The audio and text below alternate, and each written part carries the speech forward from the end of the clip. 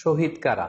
কোরআন আমাদেরকে জানিয়েছে আনা আমাল্লাহু আলাইহিম মিনান নাবিয়িন ওয়াস সিদ্দিকিন ওয়াশ শুহাদাই ওয়াস সালিহিন।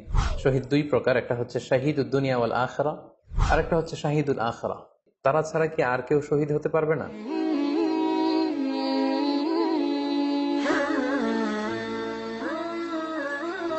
আসসালামু আলাইকুম ওয়া রাহমাতুল্লাহি ওয়া বারাকাতুহু। নাহমাদুহু ওয়া নুসাল্লি আলা রাসূলিহিল কারীম। আম্মা বা'দু ফাআউযু বিল্লাহি মিনাশ শাইতানির রাজীম। বিসমিল্লাহির রহমানির রহিম।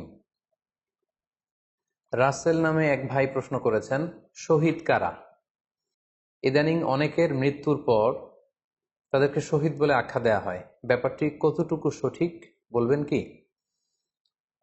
প্রিয় ভাই, রাসেলের উত্তরে আমরা বলতে চাই যে এই পৃথিবীতে আল্লাহর দ্বীনকে বাস্তবায়ন করতে যে অথবা বিজয়ী করতে যে কাফেরদের বিরুদ্ধে সশস্ত্র সংগ্রামে যে মুমিন ব্যক্তি নিহত হয় তাকে শহীদ বলে। আই রিপিট, আমি আবারও বলছি, আল্লাহর জমিনে আল্লাহর দ্বীনকে বিজয়ী করতে যে কাফেরদের বিরুদ্ধে সশস্ত্র সংগ্রামে যে মুমিন ব্যক্তি নিহত হয় তাকে শহীদ বলা হয়।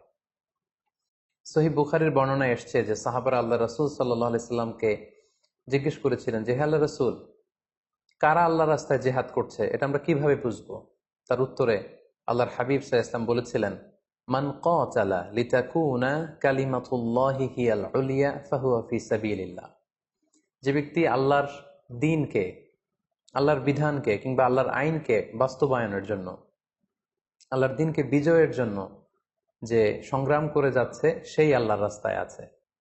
আর সে আল্লাহর রাস্তায় থাকা অবস্থায় যদি কেউ মৃত্যুবরণ করে বা নিহত হয় তাকে ইসলাম শহীদ বলে ঘোষণা করেছে।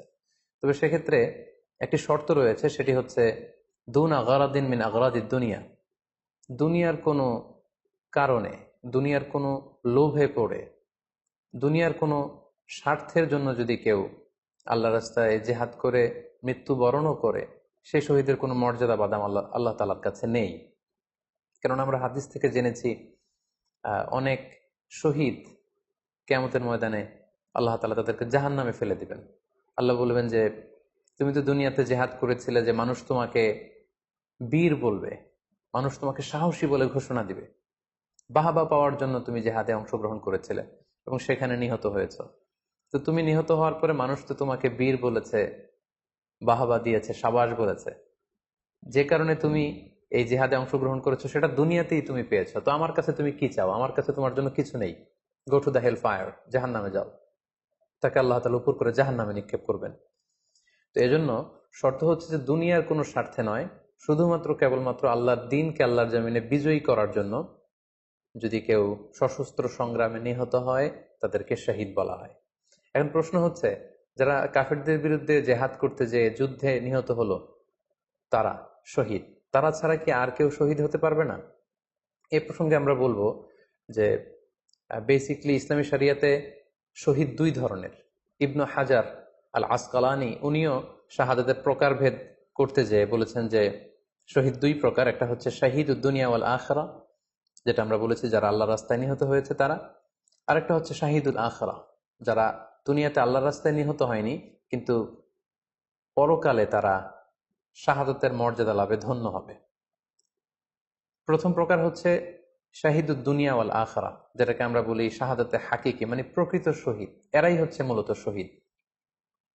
এদেরকে আল্লাহ তাআলা মৃত বলতে নিষেধ করেছেন।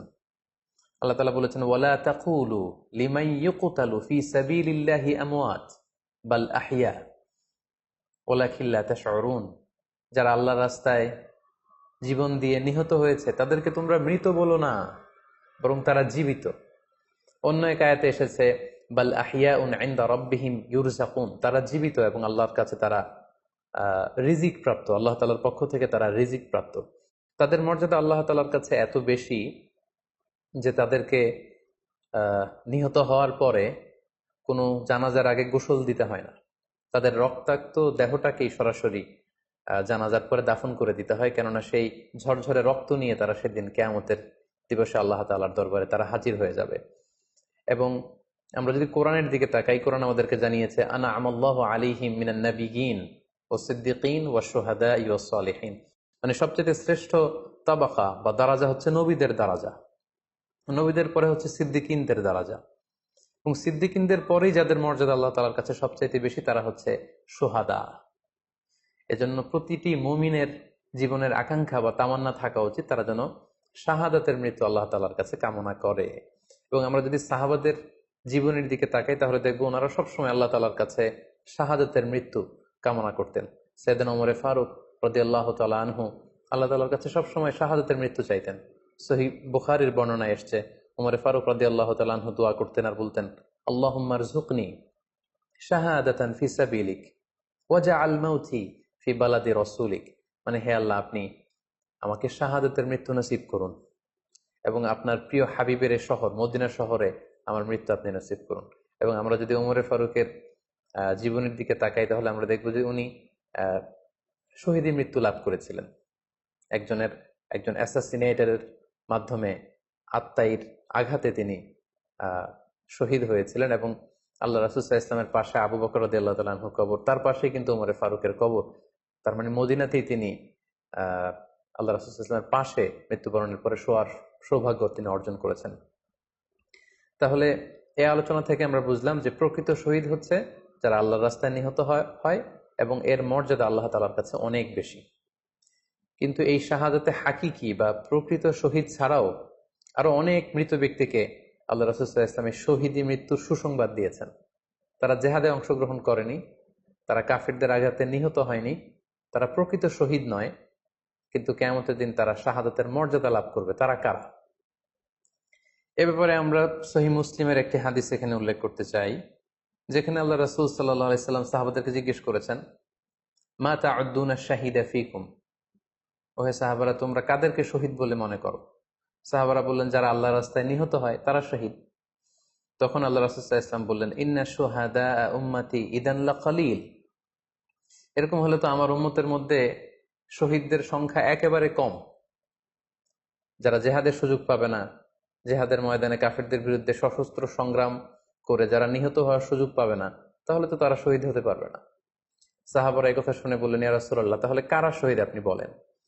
তখন আল্লাহ রাসূল সাল্লাল্লাহু আলাইহি ওয়াসাল্লাম বললেন যে যারা আল্লাহর রাস্তায় নিহত হয় তারা তো শহীদ বটেই, পাশাপাশি ওমান মাতা ফি তাউনি ফাহুয়া শাহীদ, মহামারীতে যারা মারা যায় তারাও কিন্তু শহীদ। প্লেগ রোগে বা মহামারীতে, এই যে করোনা ভাইরাসের সময় যারা ঈমানের সাথে ইন্তেকাল করেছে তাদেরকেও আল্লাহ তাআলা শাহাদাতের মর্যাদা দান করবেন।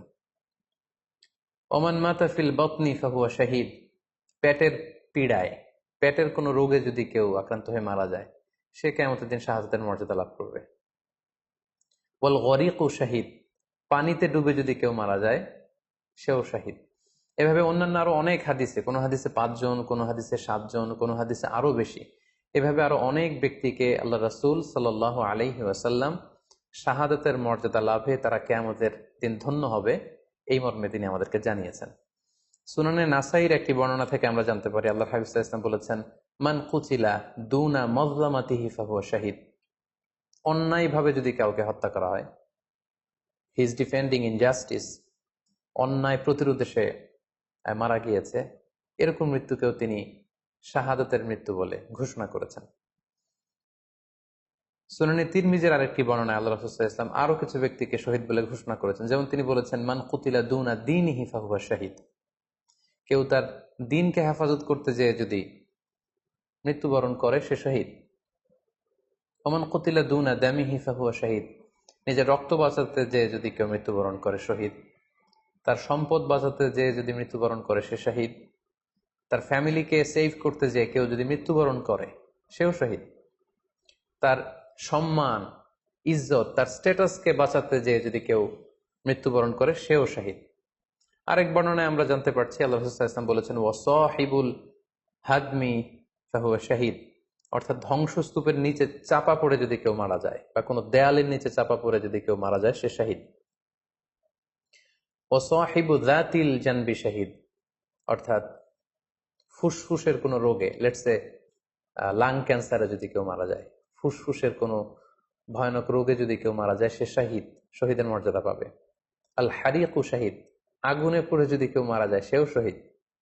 ওয়াল মারআতু তামুতু বিজুমইন শাহীদ, বাচ্চা পেটে ধারণ করেছে, অর্থাৎ গর্ভবতী মা যদি এই প্রেগন্যান্সির কারণে কিংবা বেবি ডেলিভারি করতে যেয়ে যদি মারা যায়, সেও কিন্তু শহীদদের কাতারে দাঁড়াবে।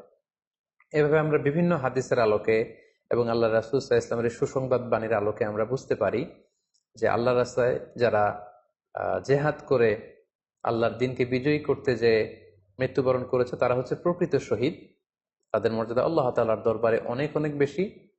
কিন্তু এই শহীদ ছাড়াও আরো অনেক ধরনের মৃত্যুকে আল্লাহর হাবিব সাল্লাল্লাহু আলাইহি ওয়াসাল্লাম শাহাদাতের মৃত্যুর সাথে ঘোষণা করেছেন। সো যারা জেহাদে মারা গেল তারাই শহীদ, বাকিদেরকে শহীদ বলা যাবে না, এই কথাটি ঠিক নয়। বরং আল্লাহ রাসূল সাল্লাল্লাহু আলাইহি ওয়াসাল্লাম নিজেই চেয়েছেন, তিনি বলেছেন যে তোমরা যদি শুধু এই এক শ্রেণীকে শহীদ বলো, তাহলে তো আমার উম্মতের মধ্যে শহীদের সংখ্যা একেবারে কম। আর আমি চাই আমার উম্মতের মধ্যে থেকে অনেক সংখ্যক লোক এই শাহাদাতের দারাজা, এই মর্তবা, এই মর্যাদা লাভ করে ধন্য হোক।